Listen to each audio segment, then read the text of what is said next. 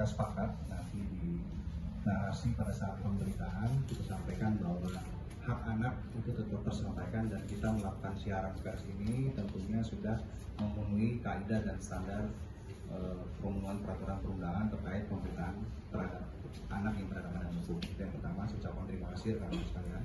Yang kedua, nanti apakah dalam tahap penyidikan lanjutan kita tidak hanya berhenti di sini, kita akan melakukan penyidikan lanjutan.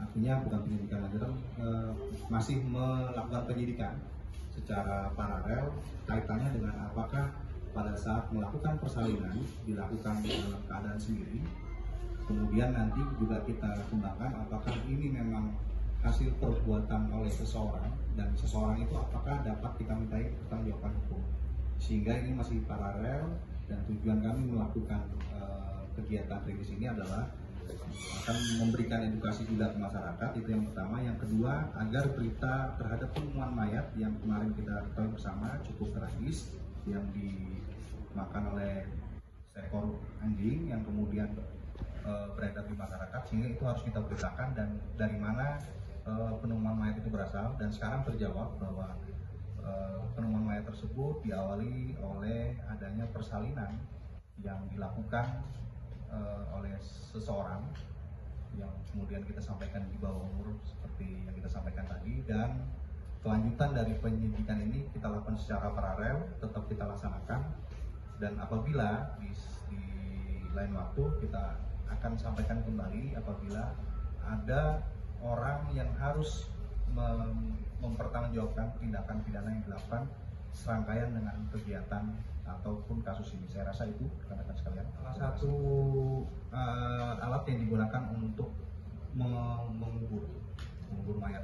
Jadi setelah dilakukan persalinan, kemudian dikuburkan, kemudian tadi dibawa oleh seekor anjing itu, kemudian itu yang melihat masyarakat mengetahui. Berarti jasad bayi itu sudah meninggal duluan baru dikubur atau dikubur secara hidup-hidup? Nah, di penyidikan kita sampaikan bahwa proses hasil otopsi, ya, kita berdasarkan hasil otopsi pada saat persalinan memang kondisi anak cukup umur dan memang sudah waktunya untuk dilahirkan. Hasil otopsi. Berarti belum diketahui lah apakah dikubur hidup-hidup atau sudah meninggal baru dikubur.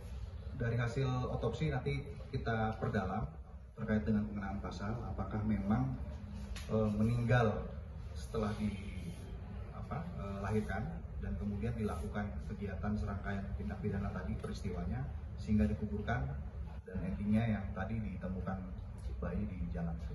Izin dikuburkan ini tidak jauh dari rumah korban atau tidak jauh dari TKP itu? Ya, tidak jauh dari rumah korban. Mereka kalau dari pengakuan yang bersangkutan sampai saat ini dilakukan persalinan sendiri. Tapi nanti kita tetap lakukan serangkaian penyidikan untuk membuat terang apakah ada yang membantu atau ada pihak lain yang harus mempertanggungjawabkan terhadap tindak pidana yang dilakukan. Ya, kalau selama pelaku yang hamil, apakah dia tinggal sama orang tuanya atau gimana, Nan?